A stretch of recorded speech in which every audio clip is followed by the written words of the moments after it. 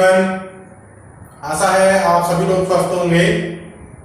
आज हम इस वीडियो के माध्यम से हिंदी व्याकरण के काल पाठ का अध्ययन करेंगे।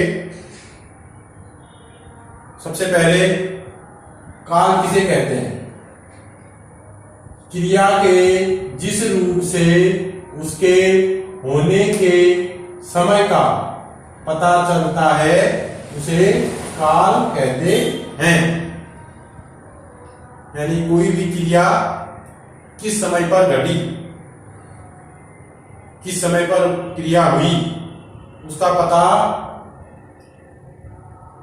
जिससे चलता है उसे काल कहते हैं। अब है काल के भेद। तो काल के मुख्यतः 3 भेद होते हैं। पहला है भूतकाल, जिसे आप पास्ट टेंस भी कहते हैं इंग्लिश में। दूसरा है वर्तमान काल, जिसे आप प्रेजेंट टेंस बोलते हैं।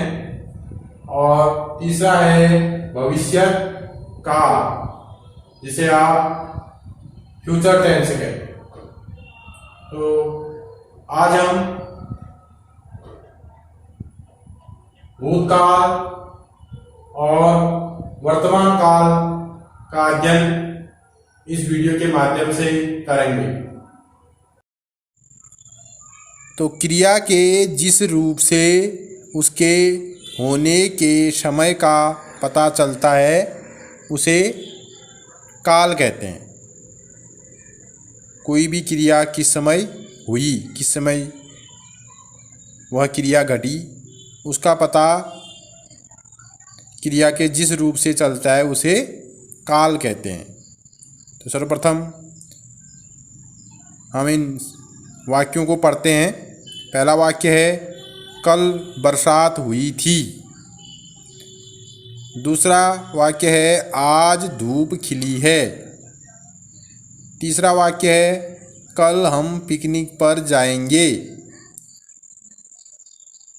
तो पहले वाक्य की क्रिया से ज्ञात होता है कि कार्य बीते समय में हो चुका है, यानी कि बरसात कल हो चुकी है, इसे भूतकाल कहते हैं।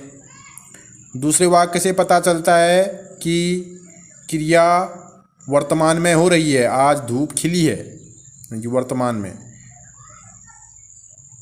तो यह वर्तमान काल कहलाएगा। और तीसरे वाक्य से पता चलता है कि क्रिया भविष्य में होगी, कल हम पिकनिक पर जाएंगे, आने वाले कल की बात इसमें हो रही है, तो भविष्य की बात हो रही है, तो ये भविष्यत काल कहलाएगा। तो क्रिया के जिस रूप से उसके होने के समय का पता चलता है उसे हम काल कहते हैं। और काल के भेद, काल के मुख्यतः 3 भेद होते हैं। पहला है भूतकाल, दूसरा है वर्तमान काल और तीसरा है भविष्यत काल।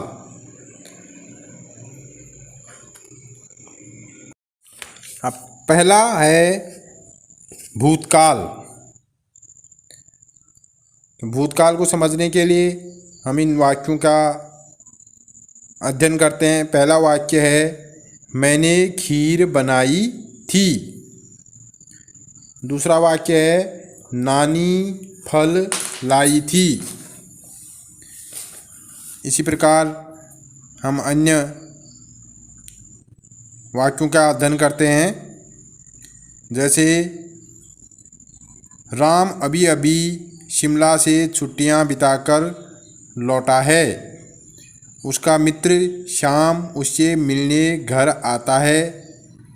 वह राम से उसकी यात्रा के विषय में पूछता है, जिसका जवाब राम ने कुछ इस प्रकार दिया, हम वहाँ हवाई जहाज से गए थे। तो राम जो है वो श्याम को बता रहा है अपनी यात्रा के विषय में। पूरे रास्ते सुंदर प्राकृतिक दृश्य देखे। वहाँ हम माल रोड व जाखू मंदिर भी गए थे। अधिक बर्फ पड़ने से कुफरी का रास्ता बंद कर दिया गया था। तो उपरोक्त वाक्यों में जो सारी बातें अतीत में घट चुकी हैं, यानी बीत चुकी हैं, वो जिन्हें वह याद करके बता रहा है।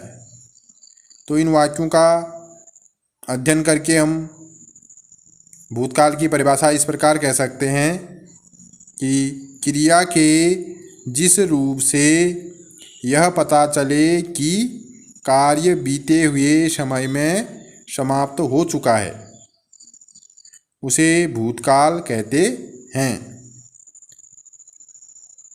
भूतकाल का अर्थ है कि घटना घट चुकी है, कोई भी कार्य हो चुका है। तो क्रिया के जिस रूप से यह पता चलता है कि कार्य बीते हुए समय में समाप्त हो चुका है। जैसे ऊपर आपने जो भी वाक्य पढ़े उनसे हमें ये ज्ञात हुआ कि काम हो चुका है, तो उसे भूतकाल कहते हैं। भूतकाल का अर्थ है कि घटना घट चुकी है, यानी कोई भी कार्य हो चुका है।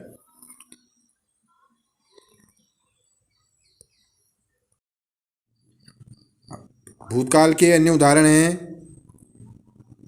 मैं 5वीं कक्षा में प्रथम आया था। ऐसे ही दूसरा वाक्य है कि जब हम वहाँ पहुँचे बस जा चुकी थी। राहुल ने चित्र बनाया, रमेश पढ़ चुका होगा।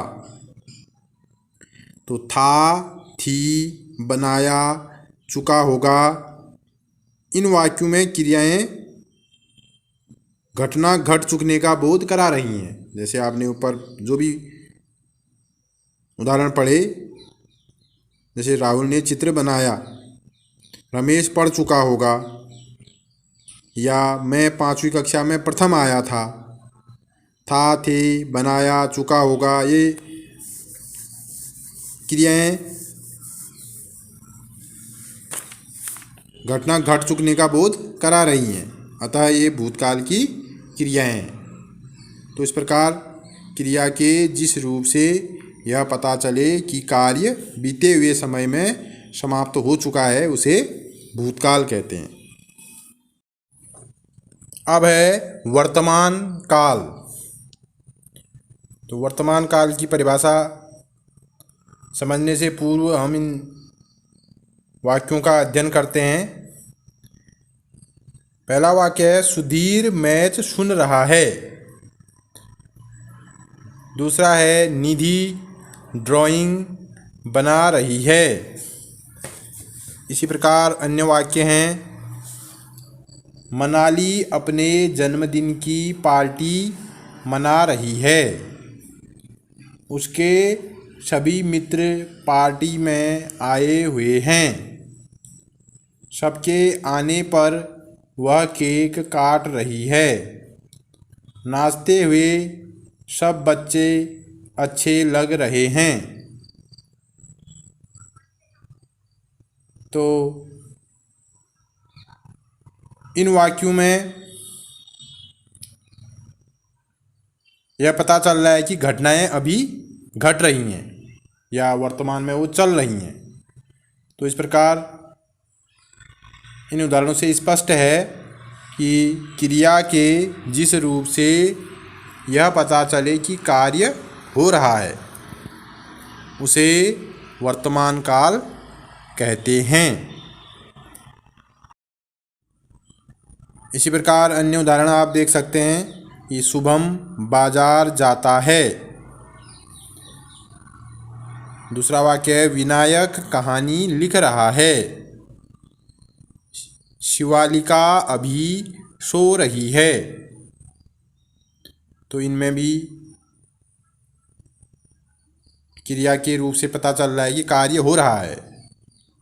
जैसे शुभम बाजार को जा रहा है, विनायक कहानी लिख रहा है, शिवालिका सो रही है। तो क्रिया के जिस रूप से यह पता चले कि कार्य हो रहा है उसे वर्तमान काल कहते हैं। इसमें एक बात ध्यान देने की योग्य है कि जो काम शाश्वत हैं या सदा होता है वह भी वर्तमान काल में आता है। जैसे सूर्य पूर्व दिशा से उदित हो पश्चिम में अस्त होता है। सूर्य पूर्व दिशा से उदय होता है और पश्चिम में अस्त होता है। ये काम क्या है? शाश्वत है, सदा होता है ये काम। तो ये भी जो है वर्तमान काल में आएगा। ऐसी इस प्रकार के जो भी वाक्य हैं जो शाश्वत हैं और सदा होते हैं वे वर्तमान काल में आते हैं।